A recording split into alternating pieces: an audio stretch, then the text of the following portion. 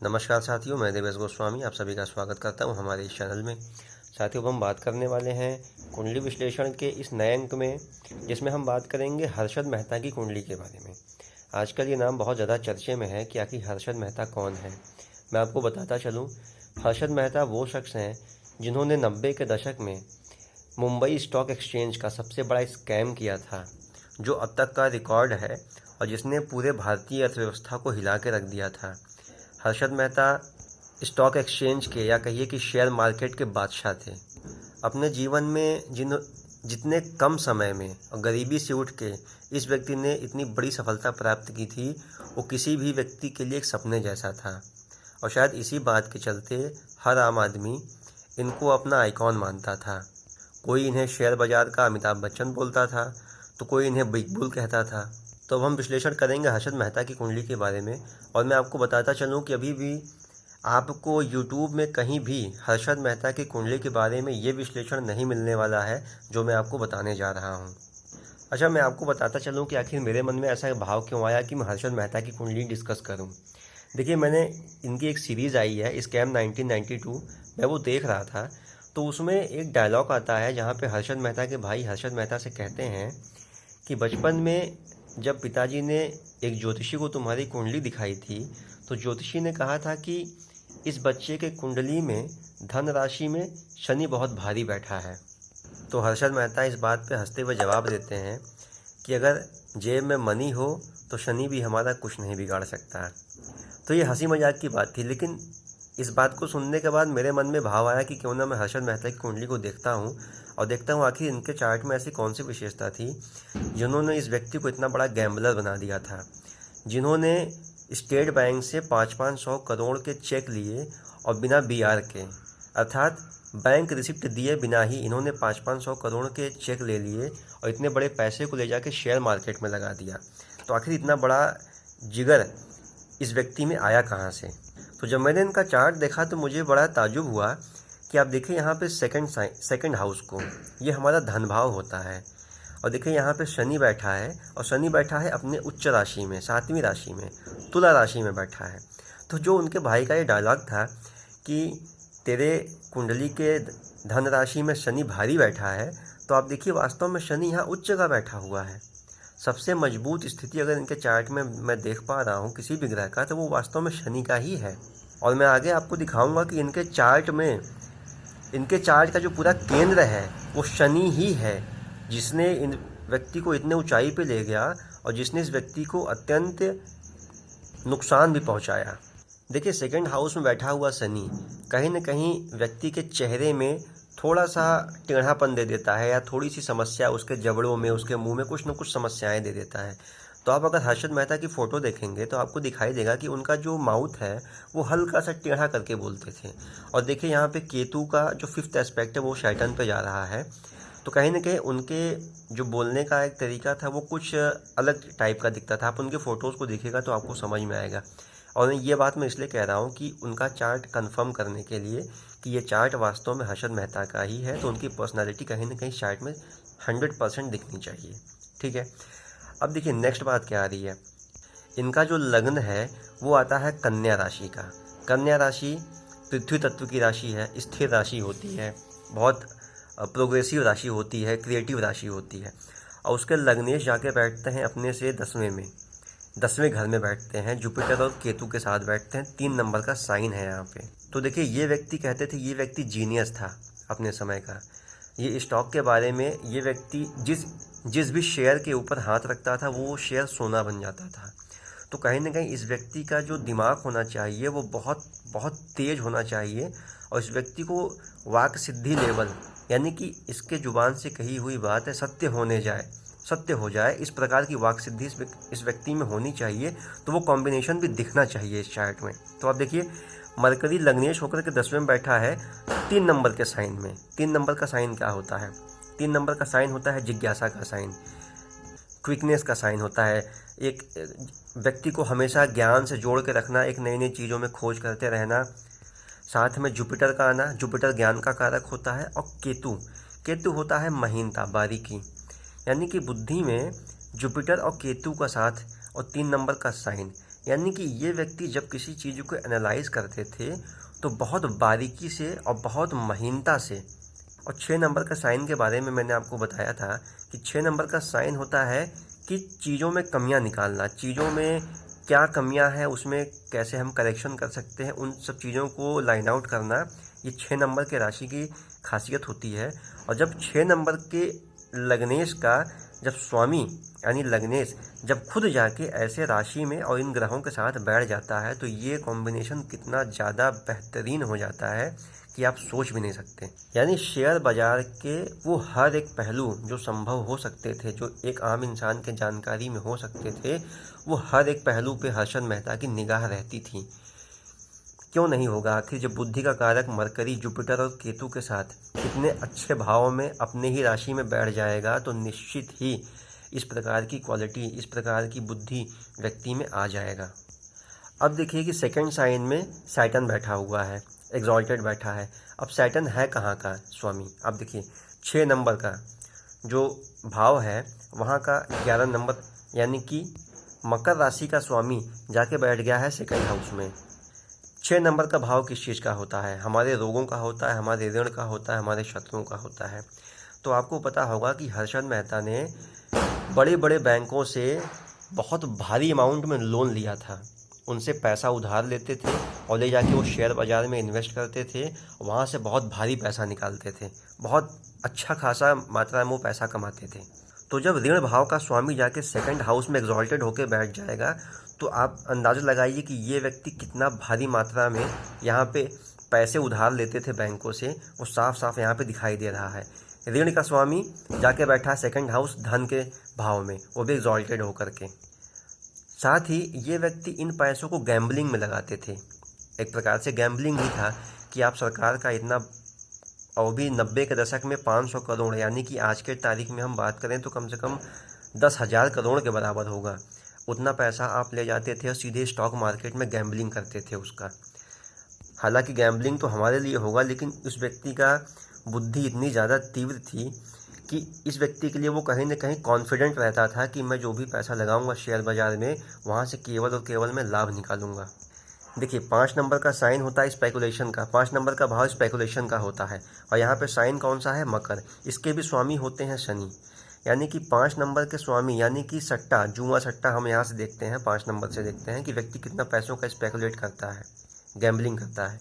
उसके भी स्वामी होकर के शनि जाके अपने से 10वें भाव में बैठ जाते हैं एग्जॉल्टेड होकर के। यानी कि उधार का पैसा और सट्टेबाजी में लगाना और जाके एग्जॉल्टेड होकर बैठ जाना सेकंड भाव में, तो ये व्यक्ति कितना ज़्यादा अपने जीवन में रिस्क लेते थे, वो स्थिति यहाँ पे एकदम स्पष्टतः क्लियर हो जाती है। अब देखिए इनसे जुड़ी हुई जो बातें हैं आप उस पर गौर करें कि जितने भारी मात्रा में पैसे लेते थे उन पैसों को बाद में वापस भी करते थे।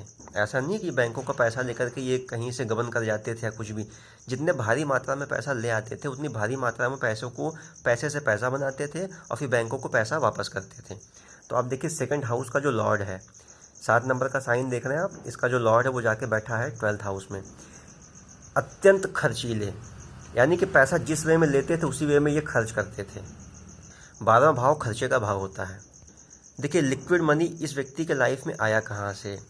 इतनी बेहतरीन कुंडली की, इस कुंडली को आप देखने के बाद आपको एक रोमांच का एहसास होगा। शनि एग्जॉल्टेड बैठा है ऋण के भाव का स्वामी होकर के, 5वें भाव यानी स्पेकुलेशन का स्वामी होकर के, गैम्बलिंग के भाव का स्वामी होकर के एग्जॉल्टेड होकर बैठा है। ये व्यक्ति पैसा ले रहा है, गैम्बलिंग कर रहा है। और 5वां भाव हमारे हृदय का भाव होता है, हमारे जिगर का भाव होता है। तो ये व्यक्ति कितना ज़्यादा जिगर वाला था कि ये पैसा इतने भारी मात्रा में लेके गैम्बलिंग करता था और उसका फ्लो देखिए कितना अच्छा खासा था। सेकंड भाव होता है लिक्विड मनी का भाव होता है। सैटर्न यहाँ पे एग्जॉल्टेड होकर बैठा है, यानी लिक्विड मनी इस व्यक्ति के लाइफ में बहुत ज़्यादा था। अब देखिए 11वें भाव को देखें, यहाँ पे 4 नंबर का साइन है। 4 नंबर का साइन होता है फ्लक्चुएशन का साइन। मून अपने ही घर में बैठा है, वो भी सन अपने मित्र ग्रह के साथ बैठा है, यानी आय की भी संभावना इस चार्ट में पूरी हो जाती है। साथ में देखिए आपके व्यय भाव का स्वामी अपने से 12वें होकर के बैठा है, यानी कि व्यय का व्यय हो जाना। यानी कि इस व्यक्ति के कुंडली में इतना पैसा आ रहा है, जिस मात्रा में आ रहा है उसी मात्रा में जा रहा है।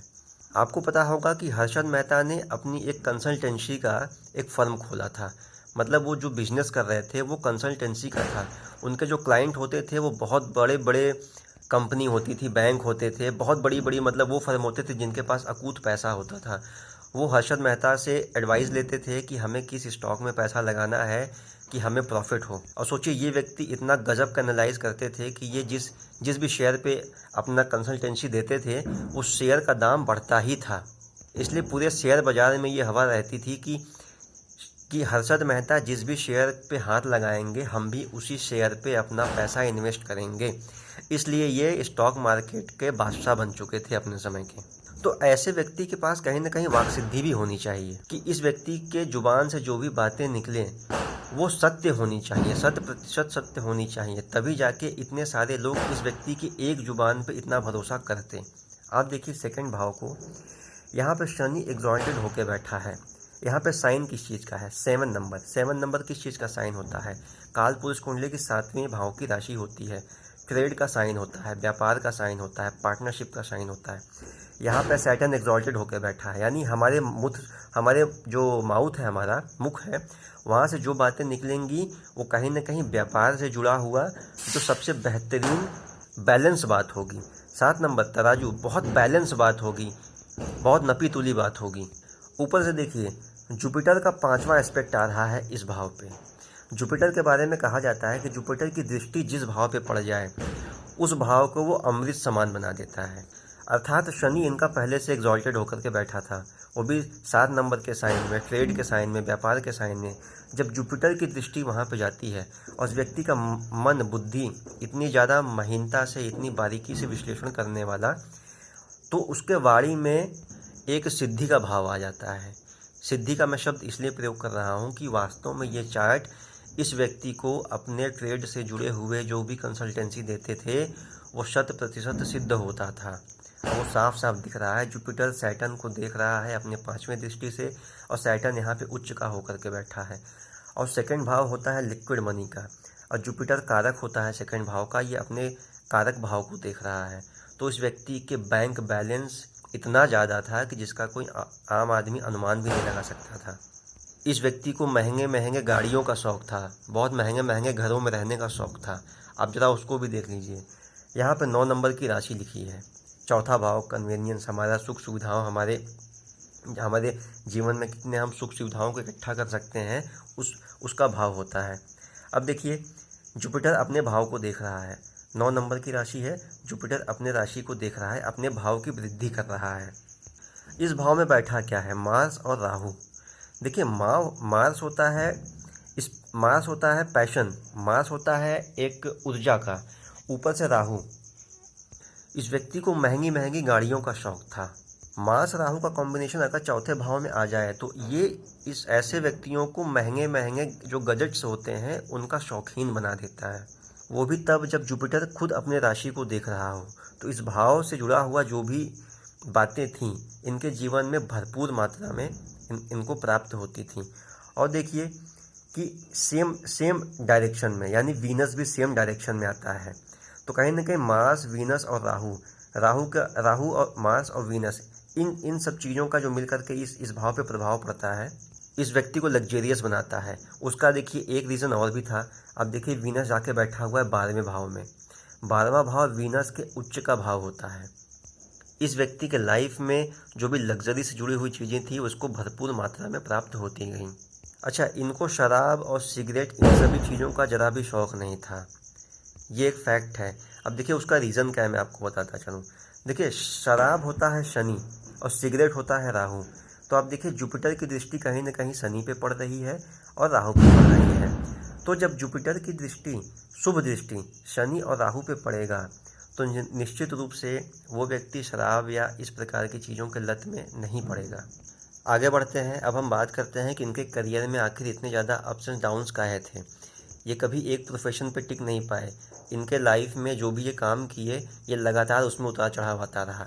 अब देखिए राहु केतु एक्सिस देखिए, यहाँ पे चौथे और 10वें भाव में राहु केतु एक्सिस है। जब जब इस प्रकार की चीज़ें किसी भी व्यक्ति के चार्ट में आती हैं तो वो केतु देखिए जब भी 10वें भाव में आएगा तो उसके करियर में हमेशा बदलाव लेके आता है। एक के बाद दूसरा, दूसरे के बाद तीसरे प्रकार का ये करियर चुनता जाता है। तो इनके जो खुद का इनका काम धाम था, ये 30 साल की उम्र तक तो ये लगभग इन्होंने अपनी लाइफ में कुछ खास नहीं हासिल किया था। लेकिन जब शनि एक चक्कर पूरा करने के बाद, जब शनि से पार होने की स्थिति में आता है, उसके बाद ही इनके जीवन में अत्यंत उच्च स्थिति आनी शुरू हो जाती है। अच्छा, अब बात करते हैं कि आखिर हर्षद मेहता को अपने जीवन के आखिरी भाग में इतना बड़ा लॉस क्यों देखना पड़ा। इतनी बड़ी कहीं ना कहीं बेइज्जती भी उनकी हुई कि जब इतना बड़ा स्कैम उनके साथ जुड़ गया।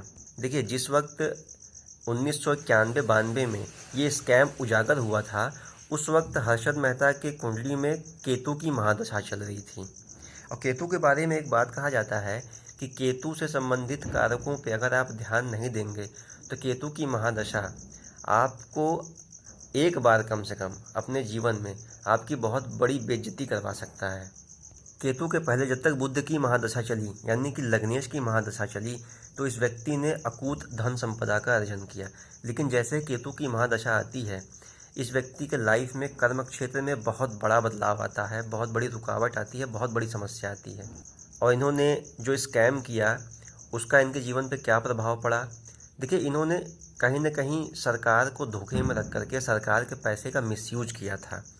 भले ही वो ये कहते हैं कि मैंने कभी किसी का पैसा नहीं लिया, मैंने कभी किसी के साथ धोखा नहीं किया, लेकिन कहीं ना कहीं आपने बिना सरकार के आदेश के आपने सरकार के पैसे का, पब्लिक प्रॉपर्टी का मतलब अपने लिए यूज़ किया था, बिना उनसे पूछे यूज़ किया था। तो इससे हुआ क्या कि इन्होंने अपने सन को बहुत ज़्यादा ख़राब किया। देखिए, सन गवर्नमेंट होता है, हमारा यश होता है। जब आप सन से जुड़ी हुई चीज़ों से आपको नुकसान प्राप्त हो जाए, यानी कि अगर आपका यश धूमिल हो जाए, अगर आप सरकार को कहीं ना कहीं बेईमानी कर जाएं, उसके पैसे से आप बिना उसकी आज्ञा के आप उसके पैसों का इस्तेमाल करें, तो आपका सन बहुत ज़्यादा ख़राब हो जाएगा। तो जब इनका सन ख़राब होना शुरू हुआ तो देखिए चंद्रमा, मून कंबस्ट होता गया बहुत ज़्यादा। और सन देखिए किस भाव का लॉर्ड है, यहाँ पे 12th हाउस यानी कि लॉसेस का लॉर्ड होकर के वो मून के साथ बैठा हुआ है। जब ऐसे व्यक्ति का सन बहुत ज़्यादा ख़राब हुआ तो आपका चंद्रमा भी ख़राब हुआ, 12वां भाव भी ज़्यादा एक्टिव हो गया, और रही सही कसर केतु ने अपनी महादशा में पूरा कर दिया। तो साथियों, ये थी कुंडली हर्षद मेहता की।